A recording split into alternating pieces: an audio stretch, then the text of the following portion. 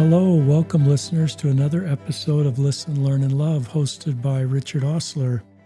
Most of my guests reach out to me, listeners, as I've mentioned in the past, but once in a while I come across a guest that I reach out to. And one day I was on social media and I'd read Rich Cope Instagram post where he talked about being gay, and really thoughtful, brave post. And I reached out to Rich and I said, if you'd like to share your story on the podcast, I'd love to have you on. And here we are. So welcome to the podcast, my friend Rich Cope. Well, thank you, Richard. I appreciate you reaching out to me and giving me a chance to tell my story. We're glad to Uh, have you here. And I'll just give a little bio of Rich, and then we're going to turn it over. It's like we're all going out to lunch with Rich Cope. He'll probably share his story for the next hour. And just a little background. He's a Utah County man, grew up in Utah County, lives in Utah County. He's in his early 50s. He's going through a divorce. He's going to talk about that. He's got a couple kids, couple step kids. Served a mission along the way in Canada, Halifax. That's English speaking for Rich, and one of 8 kids in his family. He has a really successful career as a real estate agent. He works for Keller Williams, and we'll link to his Instagram. You can see the good work he's doing on social media with his career. But Rich is just kind of recently out. He's been out more broadly just recently and maybe over the last 3 years. And he's going to just share his story. Like some of our guests, their story aren't at the finish line. Rich is kind of in a stage of, going through a divorce and reconstructing his life. And he's probably going to talk about that. He is not a blue-eyed, blonde Utah County kid. I asked him what his cultural heritage is, and I think his mother is has Argentina and Italy blood, and his dad is a Utah County kid. So he's got some beautiful cultural heritage that makes him unique. And we said a prayer, listeners, that just this would be helpful for you. If you're LGBTQ, Rich has been on this road for 4 or 5 decades, maybe something in Rich's story as he bravely, with lots of courage, shares his story will help you, or the rest of us, allies, parents, friends, just wanting to love and support a good man like Rich Cope. And so just honored to have you on the podcast, Rich. You're really brave.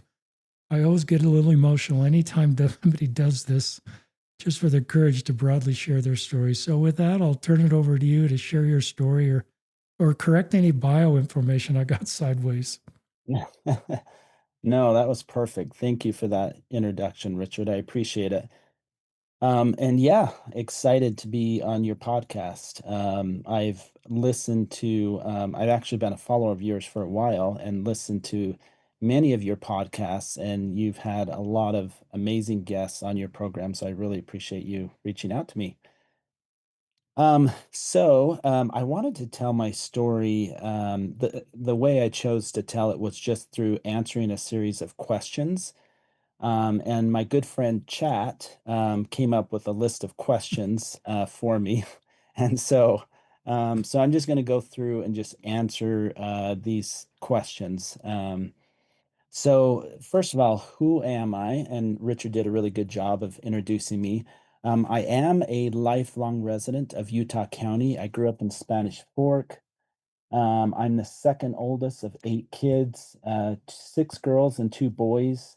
Um, I was born in Germany, so I actually have German citizenship.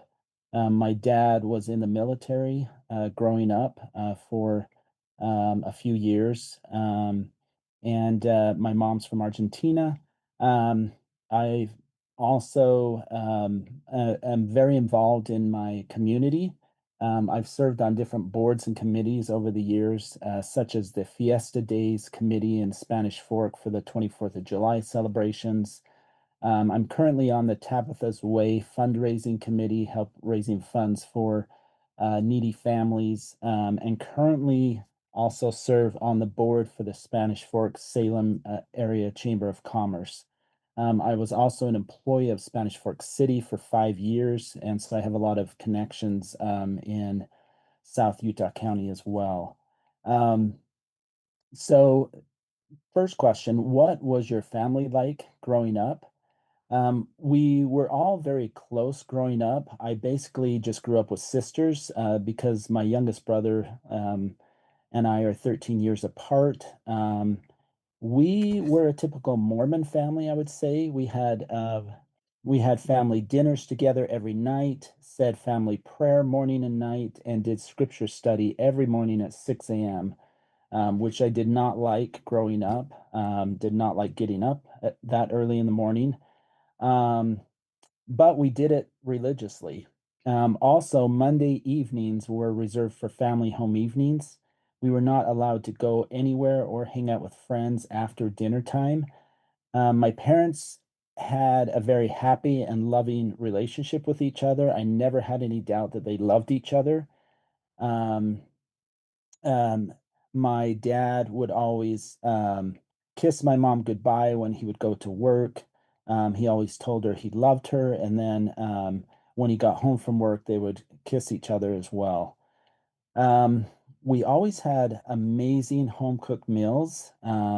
Like I said, my mom being from Argentina, she made a lot of Argentine food. She was an amazing, well, and still is an amazing cook. Oftentimes we'd come home from school to homemade torta fritas, which is just like she would roll out dough and cut it into squares and then fry it and then sprinkle sugar on top. And it was amazing. Um, and then she made a lot of breads. In Argentina, they do eat a lot of different types of breads. And so we had a lot of breads, empanadas, and other pastries that she made as well.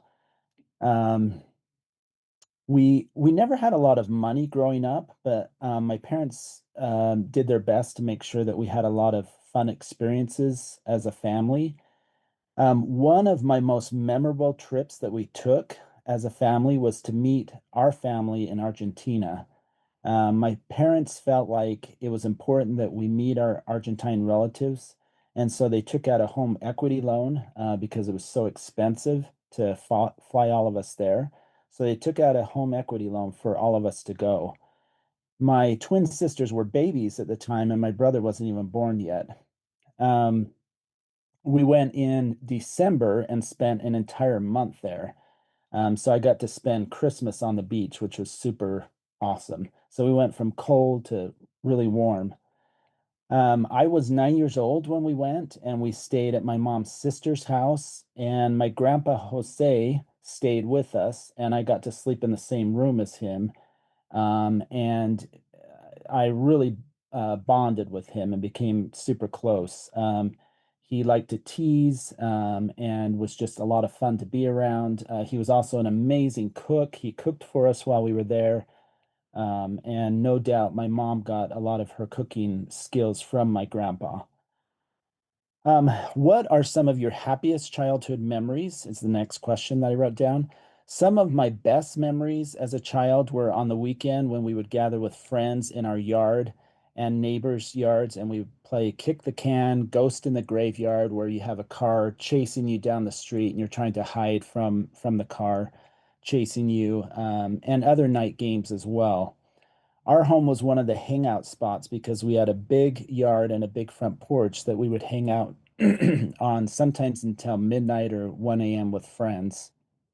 Um, I also enjoyed going on family vacations in our big station wagon that had no AC, which wasn't any fun.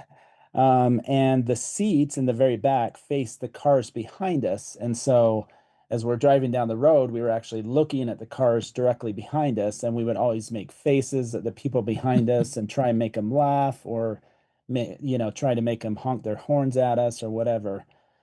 Um, so, other than Argentina, most of our trips consisted of trips to Park City, St. George, Bear Lake, and sometimes we went camping with extended family to Zion's or Bryce Canyon. We were very close with our grandparents on my dad's side, and also all my uncles and aunts and cousins. So, my grandparents actually had 13 kids, and most of their kids had large families as well. And so my grandparents had 75 grandchildren. And so often when we would get together for holidays and other events, we had to reserve a church because we just wouldn't fit in anybody's house. And we basically had our own ward when we were all together. And it tended to be a little bit chaotic, but it was a lot of fun. How would your friends and family describe you as a child? As a child, I always was very shy compared to many of my other family members. Many of my sisters and cousins tended to be very outgoing and had a lot of friends. I was a lot more shy and often kept to myself as a kid. Um, I always I was always a little different as a child. I didn't know why, but I didn't enjoy sports, and I was always a little awkward socially. At home, I played with my sisters a lot and enjoyed things like playing house, playing like we were in school and switching off who got to be the school teacher and who got to be the students, playing in our backyard in the sand pile, or riding my bike around the neighborhood. I was also kind of a mama's boy and rarely went to sleepovers or anywhere out of town without my family. I did get invited 2 or 3 times to go to Arizona for 3 weeks during the summer to hang out with one of my cousins who lived in Gilbert at the time, but I turned down the offer every time because I was just too scared to leave home. In school, I was always very shy and quiet. There were a few times when I got picked on and shoved into the lockers or called names like weirdo or gay, or I had boys calling me a girl. Um, and Grade school, I would say, wasn't as bad as middle school, junior high, or high school. Middle school and junior high were probably some of the worst years of my life. I got teased a lot and called gay. I also started to like fashion when I was in junior high and early high school, um, and would wear trendy clothes. I didn't dress like a lot of the other boys did. Oftentimes, my sisters would take me shopping and they would pick out the clothes for me, and even pick out my outfits every day. Um, I definitely stood out because of the way I dressed. Also, because I didn't grow up playing sports, I was not coordinated, and during gym class, the gym teacher would put us on teams, and oftentimes I was the very last one picked, um, and I was terrible, honestly.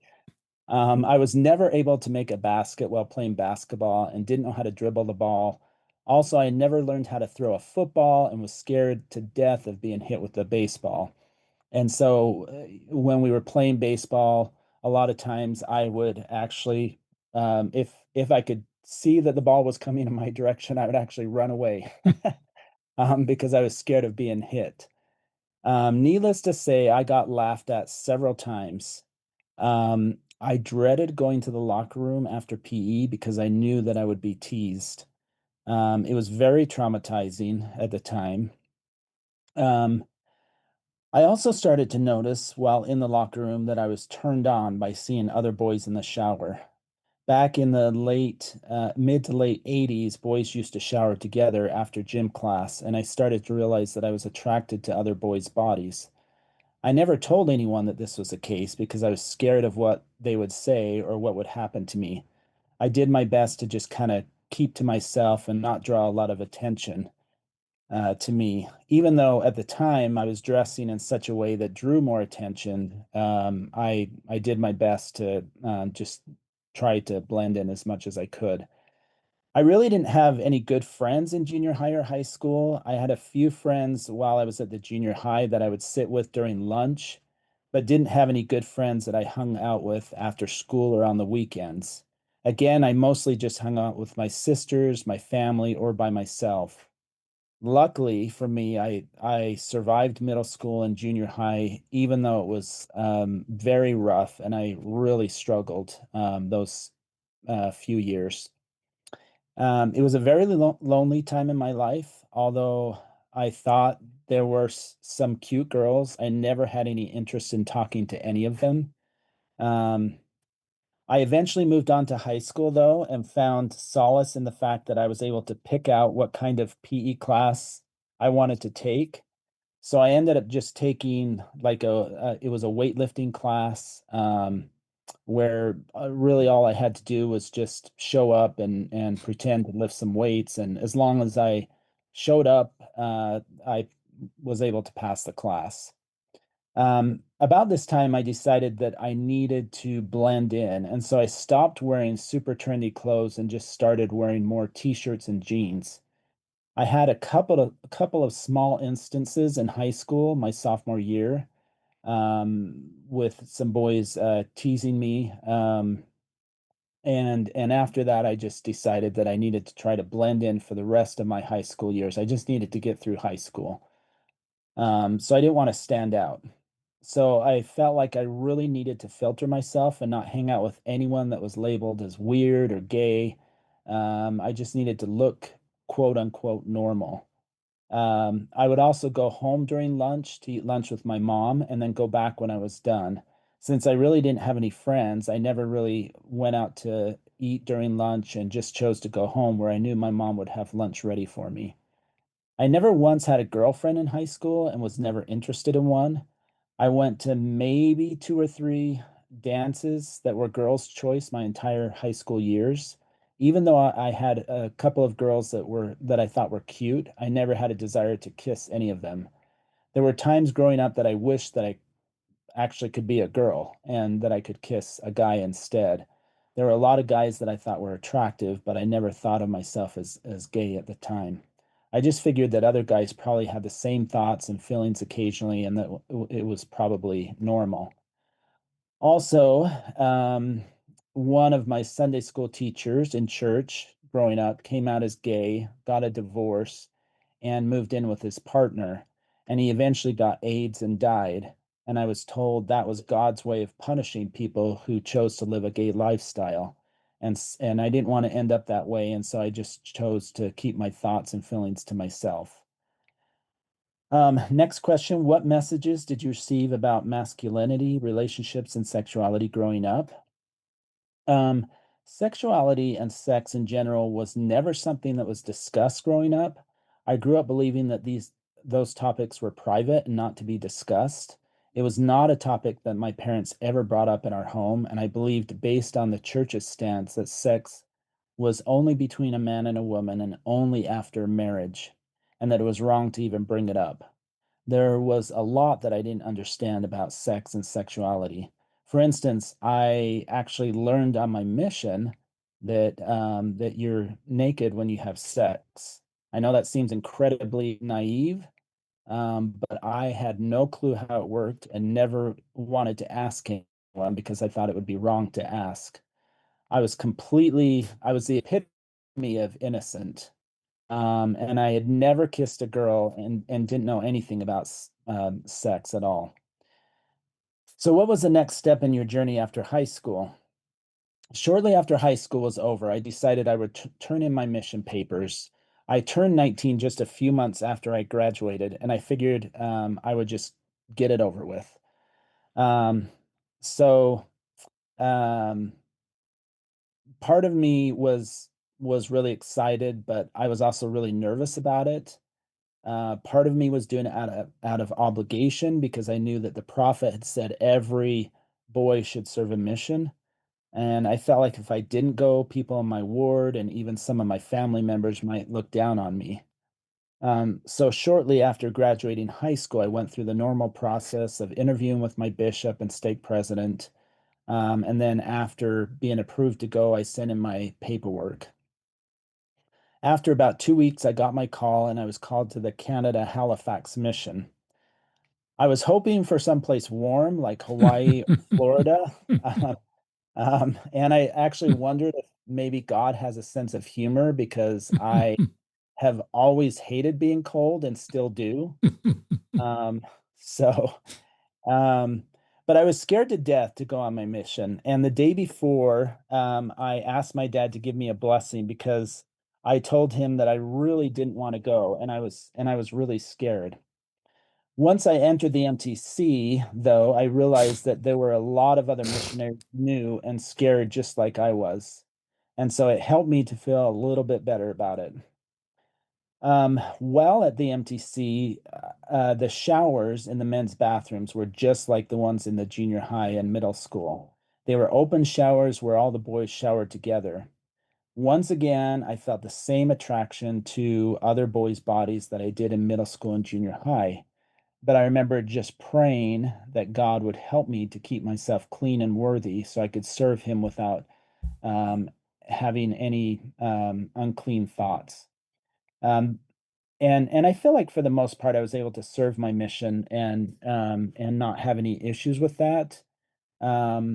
Although um, that didn't mean that I didn't have attractions to other missionaries. I was really attracted to my first companion, my trainer.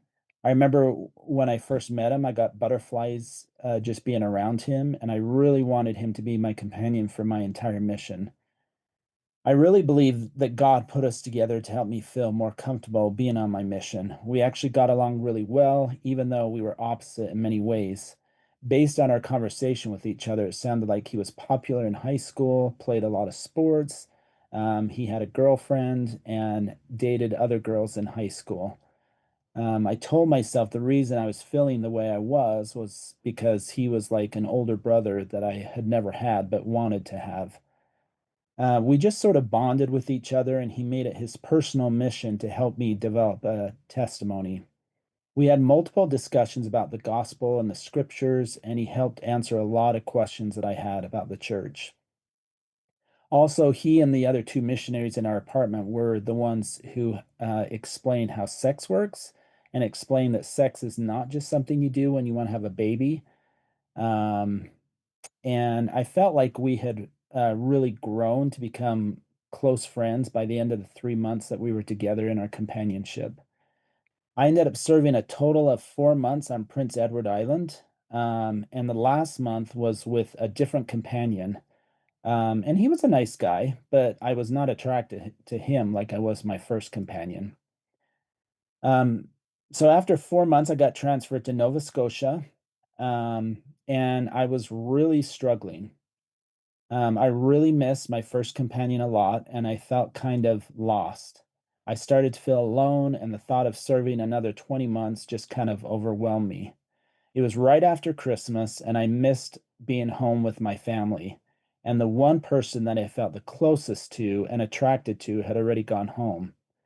I had a chance to meet up with him at an all mission conference in Nova Scotia, and he told me that he was going home in 2 weeks.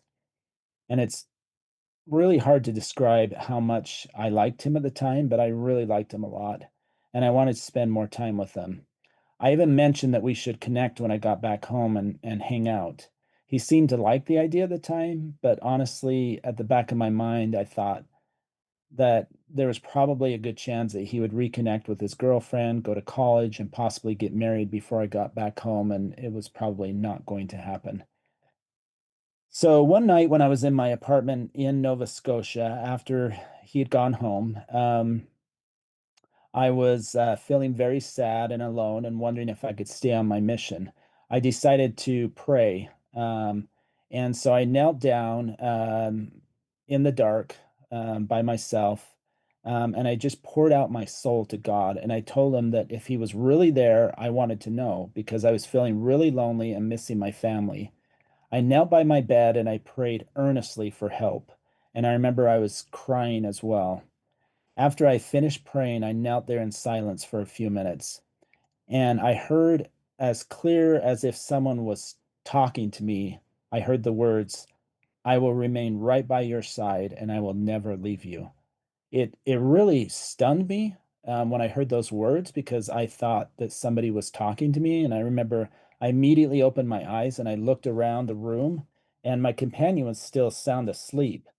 Um, and so I just remember having this like really overwhelming feeling of comfort, like somebody was hugging me. And I knew at that point that God had spoken to me and that everything would be okay. And after that, I was able to serve the rest of my mission because I knew God had my back and I could pray to him anytime I was feeling discouraged or lonely, and he would help me. That's not to say that I didn't struggle though, because I had a few companions that I really didn't like, and our personalities just didn't mesh. And so we just were completely different, which made it hard. Also, I didn't enjoy many of our P days because several of my companions wanted to go play sports. But because I didn't enjoy sports, it made some of my companions upset because I would just go and sit and watch instead of playing, and oftentimes would use that time to write letters home. So, how has your mission impacted your life? My mission really helped me break out of my shell. As I mentioned, I was a quiet, shy, innocent kid who had a lot of fears and insecurities about who I was, what my real purpose was. Since we knocked on a lot of doors on my mission and talked to a lot of people on the streets, it really helped me overcome some of my fears of rejection that I had felt for so long. Rejection was always something that I worried about before my mission. And, I mean, honestly, if I'm being completely honest, it's still something that I struggle with to this day as well. Um, and I experienced some rejection from my peers, as I mentioned previously, before my mission. So my mission really helped me gain the understanding that I am a child of God and I felt like He loved me. That was not something I really understood or felt before my mission. I knew my parents loved me, but was unsure about God. I also learned that I could live on my own and be okay. It really felt like my mission had helped me to grow into more of an adult. Next question. What messages did you receive about masculinity growing up? So I don't know, I never really felt masculine in the worldly sense of the word. I always felt like a real man was not supposed to be afraid of anything. He was rough and tough, someone who liked to play sports and be competitive, um, and someone that really liked to work with his hands. That really described my dad. My dad had played football in high school, he wrestled. He was also someone who I considered to be very masculine. He worked in a blue collar jobs his whole life, and just enjoyed working with his hands. He was always a jack of all trades, and could fix anything. He was always working on our cars. He built two of the homes that we lived in growing up and was just very handy. I always felt like there wasn't anything that he couldn't do. Also, my younger brother idolized my dad, and as my brother got older, he became more and more like my dad. I never felt like I fit into that mold, the typical male mold. I hated working with my hands. I always saw myself working in an office environment in sales or owning my own company. I always wanted to work in an air-conditioned office and just really had no interest in learning any of the trades. I was also very particular about my looks. I liked my hair to look a certain way and would never allow anyone to touch my hair because I was afraid they would mess it up. And because of this became a real issue because my family and other people eventually caught on to that fact and would purposely try to mess up my hair, and it always made me mad. Matter of fact, my sisters would sometimes chase me down the hallway, and I would run into my room and I would slam the door shut, and I literally had to put my foot against the door because they were trying to mess up my hair. And I was like, it is not happening. So I would put my foot against the door and I would not allow them to come in. Um, it also took me a long time to get ready in the morning, and my sisters would oftentimes tell me that it took me longer than it did them. I would never leave the house without making sure that my clothes matched, and would sometimes change my outfits several times until I felt like I looked good. For a while, I hated going camping because I didn't like getting dirty. I actually enjoy it now, but growing up, it wasn't one of my favorite things to do. And I always wanted to go to the mall, to go shopping or just hang out with the family, rather than watching sports. So, what was life like post mission? So, shortly after my mission, I enrolled in school at Utah Valley State College, which is now UVU. I was living at home at the time and initially attended my family ward where my dad was the bishop. I started dating girls like I was told by my mission president that I was supposed to do. Um, he told all the missionaries that their next mission in life was to go home, find a companion to marry in the temple, and have a family. So I went on a lot of dates and got set up by members of my home ward, family, friends, and even some of my sisters. My oldest sister, who served a mission around the same time I did, she set me up with one of her companions from her mission. And we went out a few times, and honestly, she was great. She was an ideal candidate for marriage. She was smart, she was pretty, she was enrolled in nursing school at Utah Valley State College, and we got along great. After several dates, she asked me how I felt about her and where the relationship was going. It was obvious to me that she was ready to take the plunge into marriage. And although I really liked her and had fun hanging out with her, I just never felt like I wanted to marry her. I continued to have attractions to men at the time, and whenever I would go into the men's locker room at the gym, I still felt attracted to men's bodies and I got turned on. I thought this might go away with time and obedience, but um, it was still an issue post mission. I just didn't feel like I could marry a girl at that time. I needed more time to figure things out.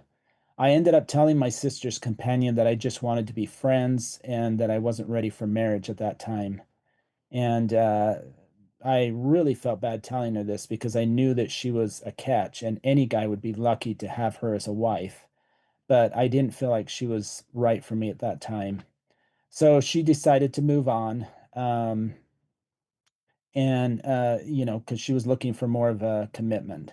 So I continued to date other girls, just hoping that eventually I would find someone that I'd be attracted to and fall madly in love with. And my hope was that once I found the right girl, all the issues I'd been having with being attracted to guys would go away.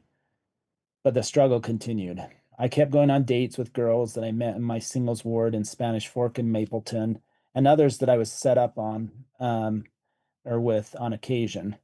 One of the girls that I got set up with was a friend of my younger sister's. I thought she was cute and she had a bubbly personality, and I figured she would get along great with my sisters. So after dating for about 2 or 3 months, I figured, why not? I mean, I didn't have a bad feeling about it, and we seemed to get along great, and she was also fun to be around. And I didn't want to mess this one up like I did with my sister's companion, and so I just prayed that everything would work out if it was meant to be. This time I asked her the question of how she was feeling about things and whether she was interested in taking things to the next level. She said yes. So naturally, I felt like the next step was to talk to her parents and go ring shopping. So we talked with her parents together, who didn't seem sold on the idea. And little did I know that her dad had actually set her up with one of his employees that he really liked and was rooting for things to work out between the two of them. She told me not to worry about her parents and that they would come around to the idea. What I also wasn't aware of at the time was that my family was not a big fan of her either. Um, my sisters were nice towards her, but for different reasons. Didn't feel like she would fit in with our family very well. We ended up going to the mall to look at rings, and I ended up purchasing one of the rings that she had picked out. What's really crazy about this story is that we had actually barely even kissed. I wasn't an experienced kisser, and up to that point, had not made out with any girls. And even though I had been on many dates, um, I had only given her just a couple of pecks on the lips a couple of times, and that was it. Honestly, the thought of kissing her or any other girls at the time just turned me off. But I figured if it was meant to be, it just would all work out and God would help me to enjoy it at some point. So a few weeks went by and our relationship started to fall apart. It became very obvious to me that her parents were not in favor of us getting married, and it seemed like they had a lot of influence on their daughter. She started to become more distant, and she told me at one point that her parents didn't feel like it was right for us to be together. She was also having some medical issues, and her dad told me that she couldn't get married until they figured out what was going on with their daughter. He also told me that she needed therapy for an eating disorder that she had, which I was completely unaware of. The more we talked, the more apparent it became that this was not going to work out. So I was feeling discouraged, but I decided that it was best to break things off. I figured it must have been God's way of telling me that it wasn't meant to be. I was annoyed that I hadn't realized this sooner before I'd spent $1,200, which for me at the time was a lot of money. Around this time, I was also beginning to realize that the attractions I had to men were not going away. And at this time, my dad had been released as our home ward bishop and was called as a BYU ward bishop in a singles ward.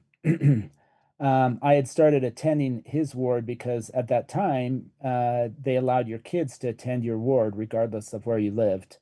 I decided I needed to talk to my dad about my attraction to men. So I made an appointment and we met, and I told him that I felt like I was gay. I don't remember the whole conversation, but I do remember we talked a lot about the importance of marriage, and having a family and getting sealed in the temple. I knew what the church taught about marriage and also knew that homosexuality was considered a sin. So I decided to just stay the course, and eventually God would help me find someone. As long as I did everything I could, this problem would be taken away from me. I eventually moved out and moved into the Glenwood apartments in Provo, where one of my sisters had lived and met her husband. I decided that was the best chance for me to find a girl by living with young adults my own age. I did feel a bit of excitement over the prospect of living with a bunch of guys. I got butterflies at the thought that maybe one of my roommates would be cute, maybe gay, and wondered how I would handle that. Would my roommates think that I was gay because I wasn't like most guys? What if they didn't like me? Would I be stuck in a lease that I couldn't get out of? All of these questions started going through my head at the time. But I ended up moving out in the summer, and the Glenwood during the summer months was only half full. I only had two roommates, and they were both older and working full time. We got along really well, though, and for the most part, I enjoyed it. The ward was smaller in the summer and not as many prospects, but I was told that fall and winter it would fill up. Eventually, summer came to an end, and I was told I had to move out to a new apartment where I would be living with five other guys. One of my new roommates was in his late 20s and was about to graduate from BYU. He was very active at the gym and was physically fit. And yes, I was attracted to him and wished that he was gay, but unfortunately, he was not. Even though I was different from my other roommates, we actually got along really well, and became really good friends. In the meantime, the dating game continued, and I went on a lot of fun dates with my roommates and by myself, but none of them ever felt right, or I just wasn't interested. Um, I remember joking with my mom one day when I was at home. She asked me how long I was going to date before getting serious with a girl. At this time, I was about 26 years old, and I told her jokingly, when I'm 30. Little did I know that this would become a self-fulfilling prophecy. Several months later, a couple of my roommates graduated and bought their own home. I was working full time at Spanish Fork City and going to school part time. I decided to see if I could buy my own place. After all, I figured, well, I'm working full time and making decent money. So I went and I met with some loan officers, and I ended up finding one who pre approved me for enough that I was able to afford a townhome in Spanish Fork. I moved into the townhome in the spring of 2000. Since I was no longer able to attend my BYU ward anymore, and after trying the local singles ward and not liking it, my mom encouraged me to try online dating. This was actually a new thing at the time, and I didn't know anyone who had tried it, let alone had success with it. Initially, I was resistant to the idea, and I told her, I said, Mom, that's just for people who are desperate. But after having no prospects for a few weeks in a row, I decided to try it.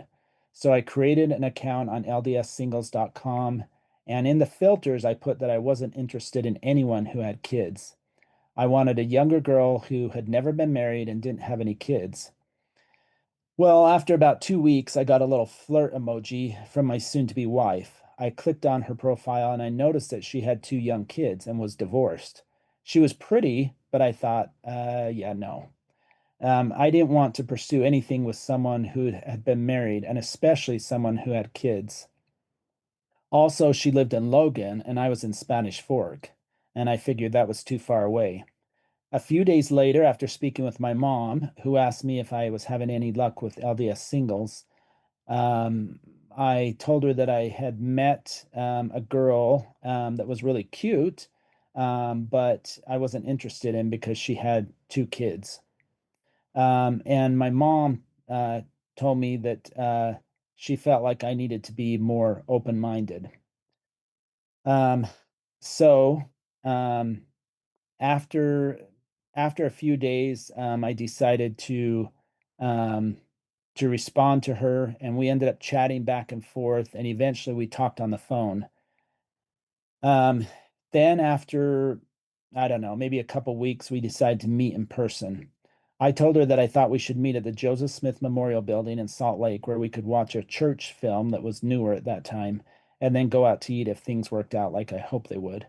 We ended up watching the church film, and then we went to dinner and we walked around downtown Salt Lake, and we ended up spending the entire day together. I really liked her. She was easy to talk to. She was pretty, just as pretty in person as she was on her dating profile. And we seemed to have chemistry as well. After our first date, we would call on the phone during the week and sometimes email each other as well. We ended up going out every other weekend or every weekend after that. Sometimes she would meet me in Salt Lake or Spanish Fork, and sometimes I would make the 2 hour drive to Logan to go on a date with her.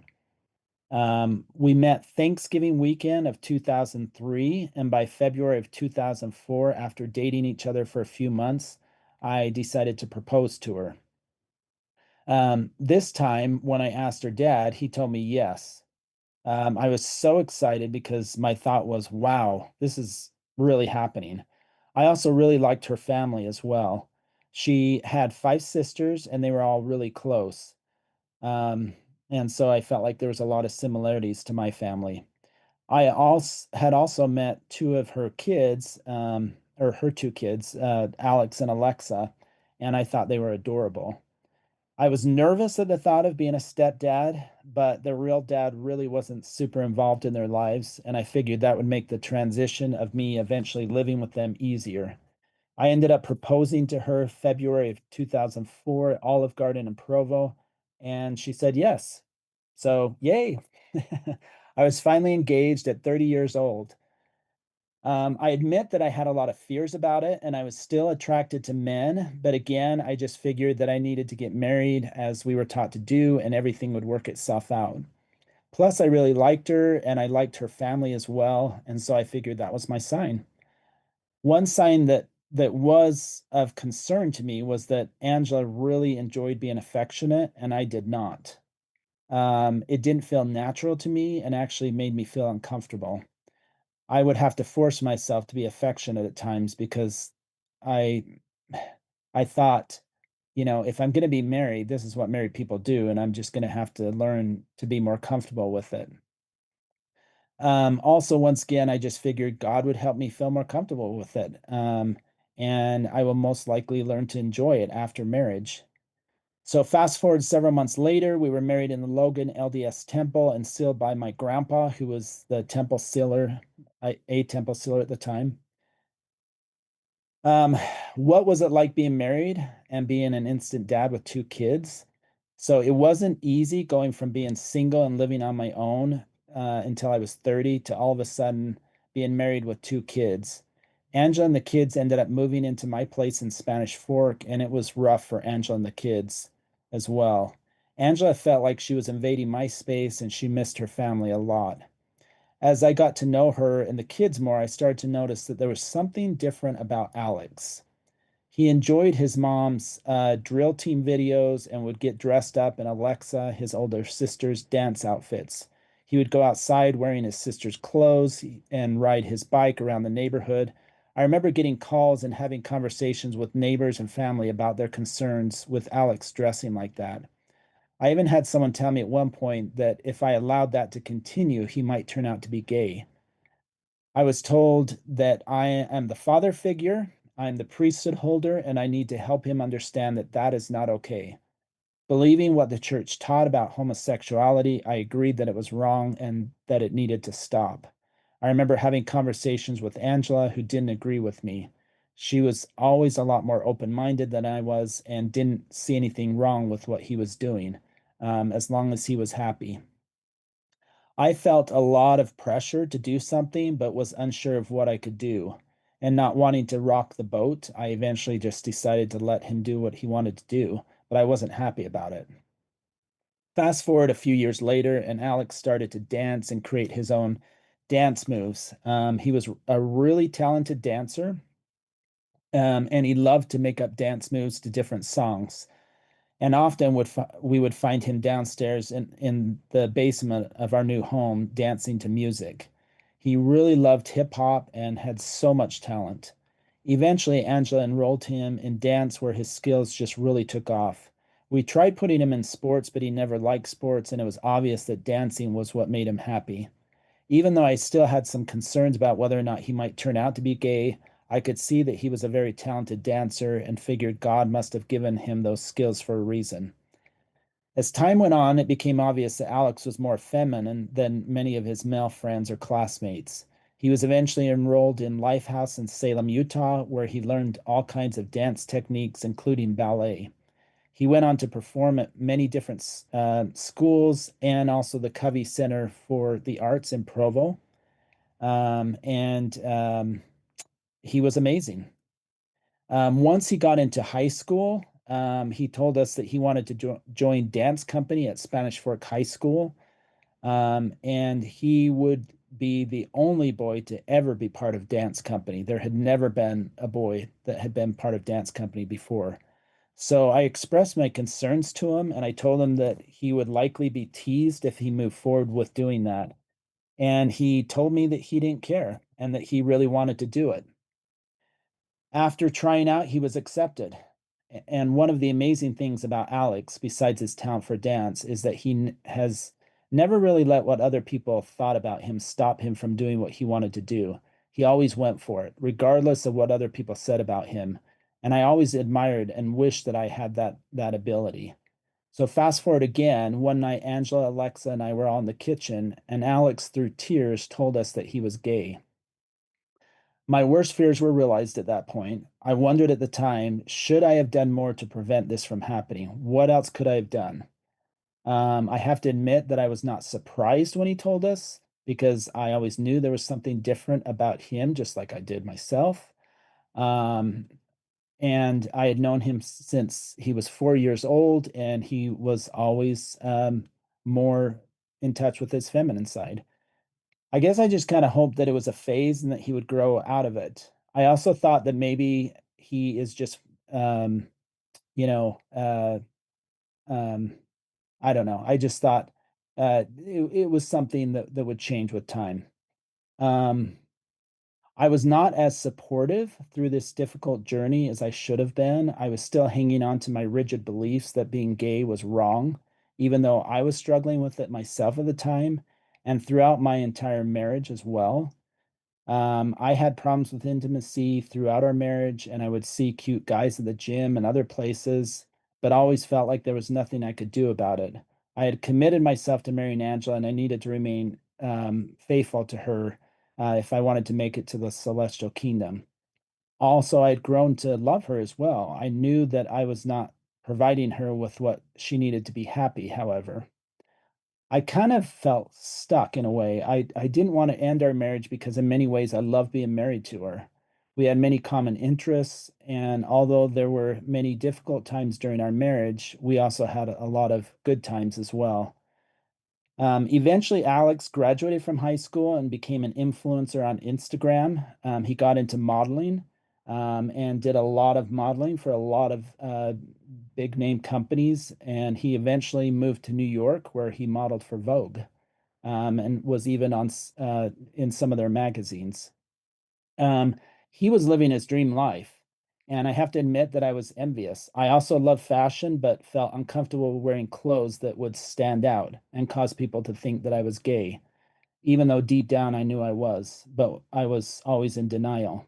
My relationship with Alex was fractured because of the way I had treated him growing up, and for the longest time, I couldn't get past my belief that being gay was a sin, and that with help from God, you can overcome it, just like any other weakness. So, how did I finally come to terms with being gay and my religious beliefs about homosexuality? No matter how many times I'd gone to the temple, which at the time was once per week, um, I would go to the temple and I would pray for help. I would pray for guidance. I prayed that God would somehow help me to feel more attracted to Angela and not be attracted to men. I was serving in callings. I was reading my scriptures every day. But no matter what I did, I continued to feel attracted to men at the gym and other places that I went. One night I was sitting at my kitchen table by myself, and this was probably 3 or 4 years ago. I was looking for some marketing ideas on Pinterest for my real estate business. I came upon a picture of a really good looking male model on Pinterest. I clicked on his picture and it brought up other pictures of other male shirtless models.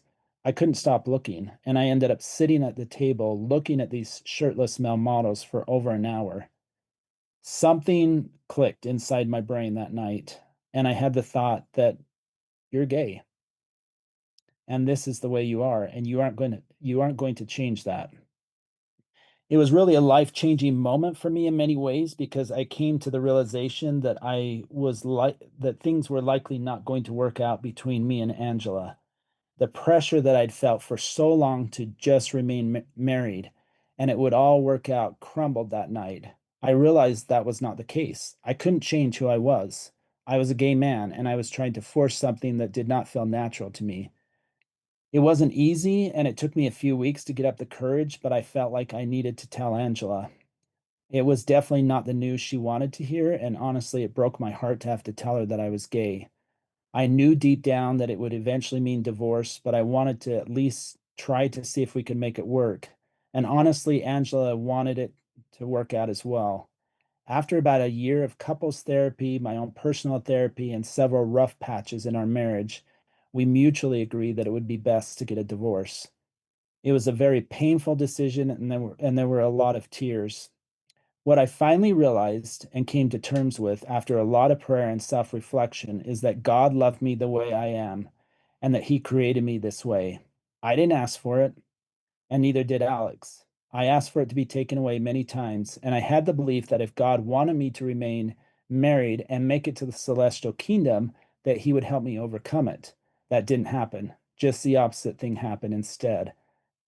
I have had my own personal revelation that I am enough just the way I am, and so is everyone else who is just like me and Alex. I believe with all my heart that there's a reason gay people are on the earth, and we have a purpose just like straight people do. I feel like I'm still learning and growing and figuring things out, but I can say that I have come to accept myself and love myself for who I am. I believe that I am still the same person, that I will be the same person in the next life that I am right now, but hopefully even better. Lastly, what changes have you noticed in yourself recently? I feel like I've learned to be more loving and accepting of others. I wish I had learned this when Alex was younger. That is what my one big regret. But I have learned to become more loving and accepting, especially those who are different. I feel that I used to be very close minded due to my religious beliefs. I felt like things were black and white in life. There was no gray area at all. You either lived a certain way and eventually qualified for celestial glory, or you were living a life of sin and you would be sent to a lesser kingdom of glory after this life. I don't believe that anymore. I think sometimes we are too quick to judge others. I did it for so long and caused a lot of hurt to Alex, and I regret that very much. I should have been the one who was understanding of what he was going through and been there to lift him up instead of telling him that he was wrong and that he needed to be a certain way or live a certain way in order to be acceptable in God's eyes. God created him exactly the way he is and loves him the way he is, just like he loves me and he loves everyone else who is here on this planet, struggling through life. Sorry. Um, Being gay and marrying someone you love is not a sin. God loves each of us, and we are here to figure out our path. And as long as we keep him at the center of our lives, he will bring us all home to him. So there you go. Rich, I don't quite have the words to express gratitude for, just sharing the last 50 minutes with us. I had tears in my eyes. I assume lots of guests had tears in their eyes. Um, and I just hope I can say something that's worthy of your story and consistent with the spirit you brought and the vulnerability you've brought. First thought is I love your format. I just love this is you, Rich Cope, thinking outside the dots. Nobody in 900 plus episodes has quite done it the way you have. And Oh, thank you. this is maybe just you thinking outside the dots and doing things your way, the beautiful way you're created. But this question answer format was just terrific. Thank you. So thank you for just that. Uh, Yeah, you're welcome. I love this is just so brave of you. It's so vulnerable of you. It's so courageous of you. You were so vulnerable, Rich, and the courage to do that, share your story broadly. My feeling is that's out of love to help other people. And Hmm. vulnerability breeds vulnerability and saves lives as you're role modeling. And I'm just talking on behalf of our listeners, especially those that are LGBTQ, that just don't feel alone, feel more hope, feel better perspective, especially younger people trying to figure out their path and what is the best path for me. To hear all these different stories, I think helps them get personal revelation. I love the revelation you got. I love you talking about your mission and being honest about your first companion. And crushes are pretty normal. Straight people have crushes, gay people have crushes. It's just part of the human experience that happened for you. I love that you were open about that. But I love your prayer and the answer, that powerful spiritual experience. I am at your side and I will never leave you. And I love your just firm testimony of God's love for you and everybody. And I absolutely believe that. And that's so important. I love you talking about masculinity. That is a topic that's trending on social media and there's a lot of narrative around that. But I love you talking about your dad and what came natural to him and how that defined masculinity and how you didn't fit in that box. There's straight people that don't fit that box either. There's gay people that don't. But this rigid definition of what masculinity is, I hope that improves in our world and people can just be who they are, straight or gay, and fit in a masculinity umbrella that has a lot more room for people than society and social constructs sometimes create. And then because you don't fit in.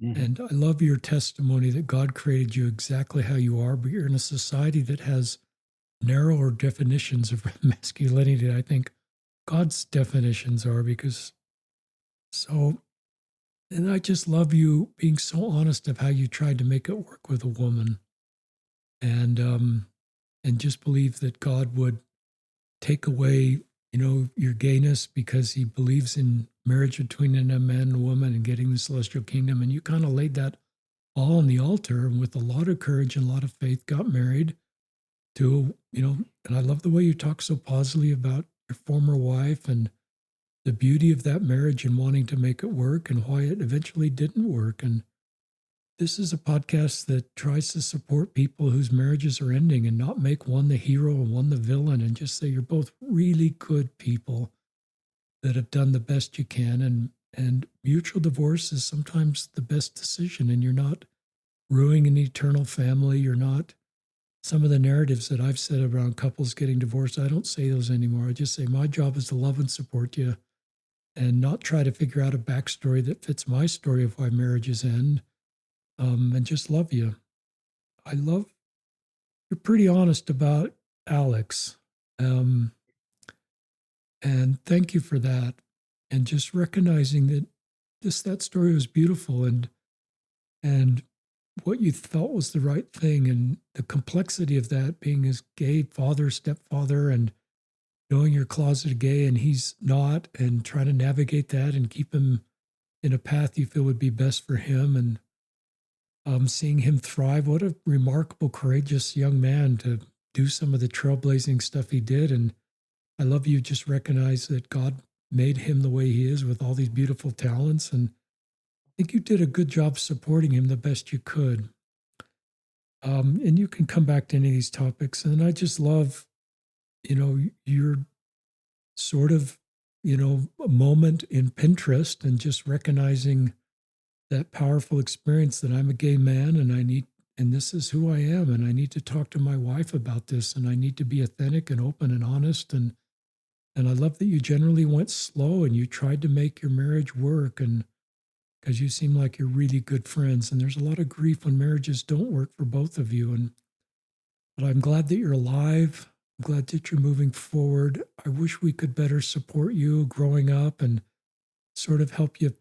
One of my hopes, listeners, is that we create a world and a culture where straight people can figure out they're straight and we can support them. And that's sort of happening.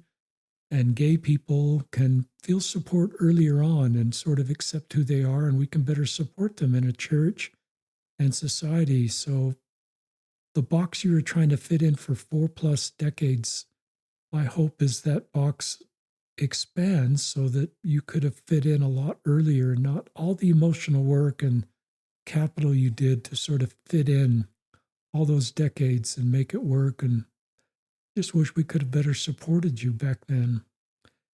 So, respect for being alive, respect for sharing your story. More, Thank you. more thoughts that come into your mind? Anything else you'd like to share? Um, yeah, just you know, I know that there's a lot of uh, people out there, whether they be members of the church or not, who really struggle to know how to support their gay children, and I would just say, just love them. You can't change them. They are who they are. God put them on the earth for a reason, and that's God, he loves all of us, and as parents, it is our job to love our children and to support our children, in whatever they decide to do, whoever they are. We just need to love and support them.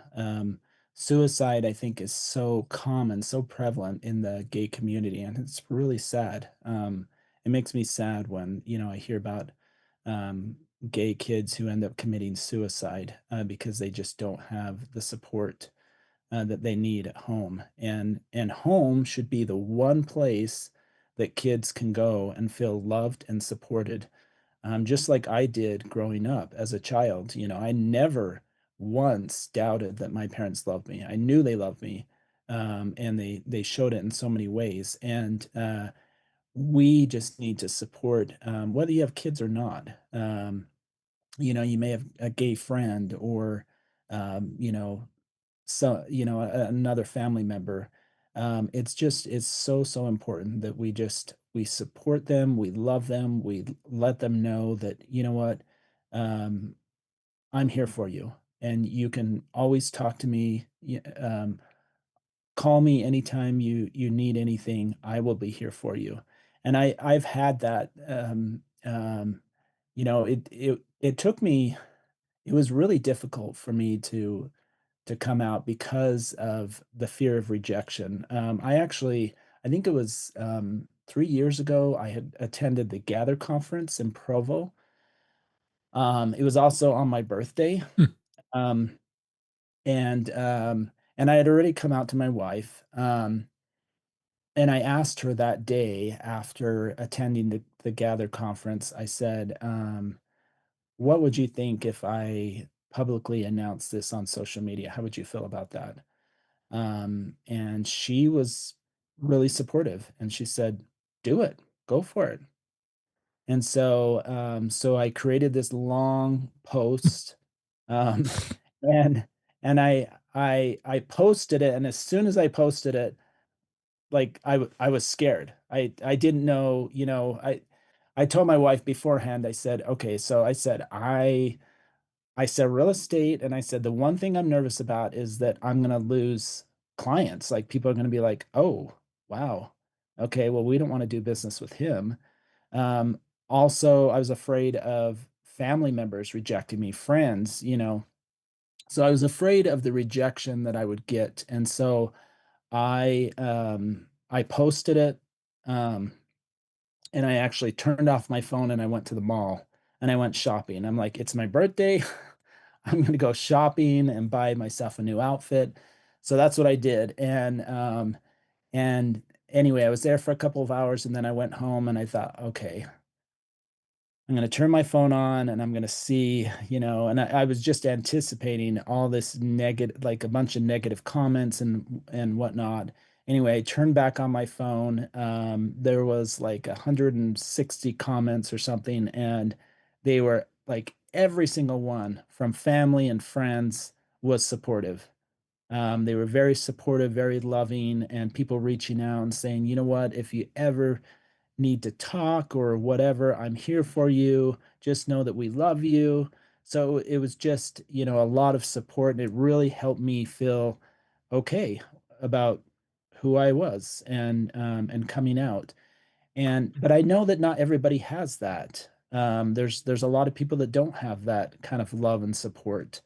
And so it's just so important that we reach out to those family members and friends and just let them know that we love them. It doesn't matter who they are, gay, straight, whatever. We love them, we support them, and we'll always be there for them. That's super powerful. I think you answered this question already, but did it negatively, because you're in Utah County, listeners, for those of you that don't know, conservative county, 70, 80% LDS, your career's largely based in Utah County, I assume, and Mhm. Salt Lake County. Did it negatively affect your career? No, not at all. Good. Yeah, yeah, just the opposite. That's great. Yeah. I think honestly, I think we 'cause I know I've done this many times where you have, these preconceived notions in your head where you think, "Oh my gosh, I can't do this, I can't say this because, what if this happens or what if that happens?" A lot of what ifs. But I think what I came to realize is that a lot of those fears that we have don't actually come to pass.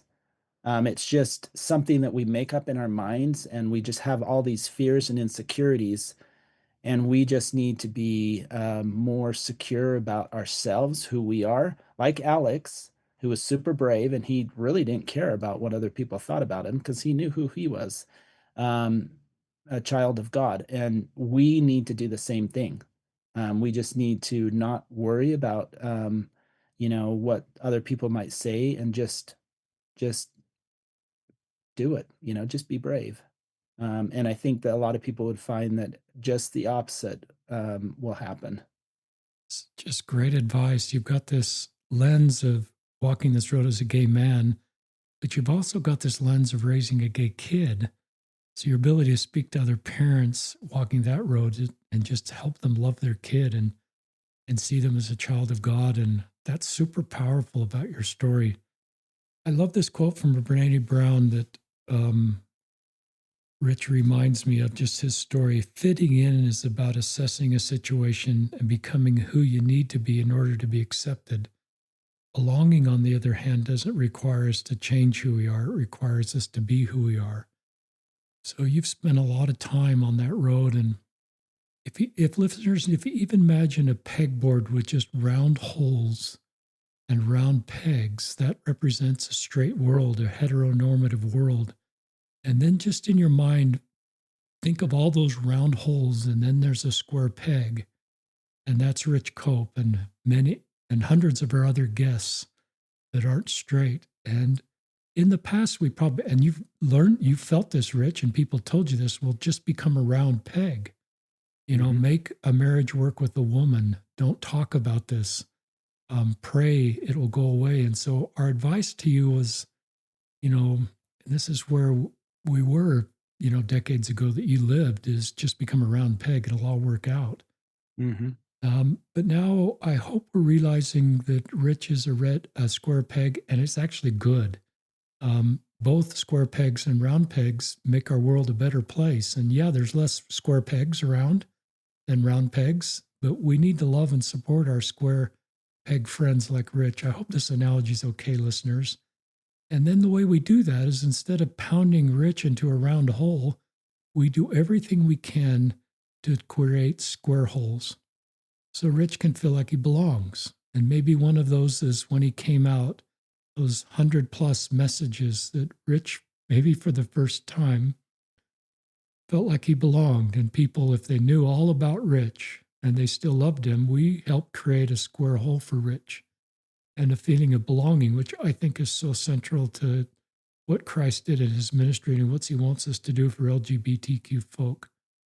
So, you know, thank you for just, being alive and helping us see better. I wanted to just thank you also for all you gave to the church. You're not participating in the church right now. Um, but as somebody who's in the church and from a rank and file member, I just wanted to thank you for your mission, all the tithing you paid, all the service you gave, all the hours and hours and you gave to the church and the lives you blessed. And, I don't, you've heard me say this, listeners, I don't make someone a hero one day like Rich for being in the church and staying his marriage as a gay man, and the villain the next day for feeling his best path is a different path. I just try to do what Rich is inviting us to do: love everybody, help them know they're a child of God. Our job is, we're not called to be sifters, we're called to be gatherers, we're called to leave all of that at the feet of the Savior. He's our judge and our perfect understanding of our journey. So, but thank you for all you've done for the church and all the Hmm. lives you've blessed and all the service. And Yeah, um, and I will say that I still am very, I believe in God. I pray every day, morning and night, just like I was taught growing up as a kid.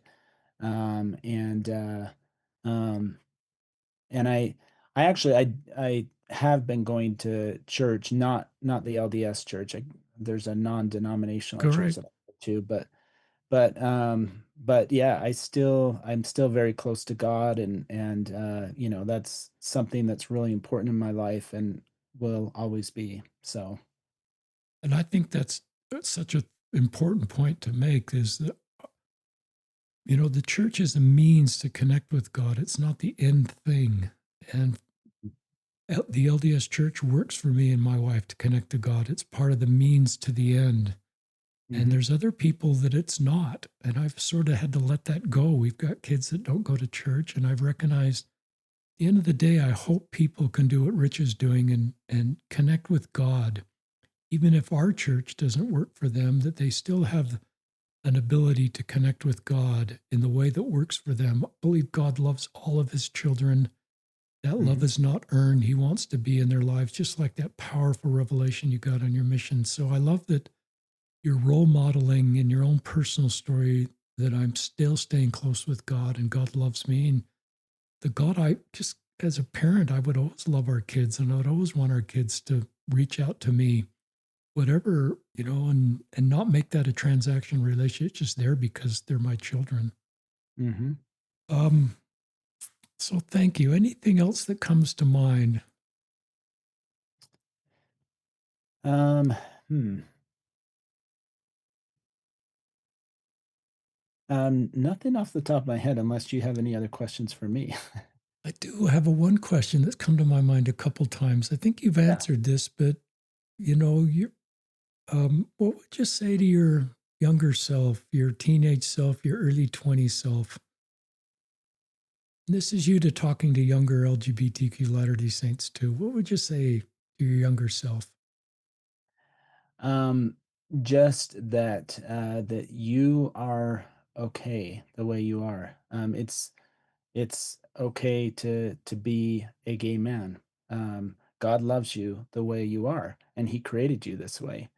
And you're not going to change who you are.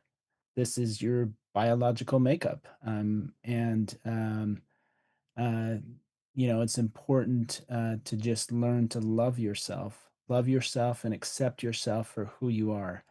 I would also just say stay close to God. Even if it's not within the LDS church structure, just stay close to God through prayer, and He'll guide your life. But I think that loving yourself and accepting yourself for who you are is so, so important, because it took me so long to recognize that, or to finally come to terms with the fact that I was gay. And like I say, it's okay. It's okay. It's okay to be gay. That's the way God made you, and there's a purpose. You have a purpose. We all have a purpose here on Earth. So, We'll leave with Rich's final testimony there, final thoughts, super powerful. Thank you, Rich Cope, for being on the podcast.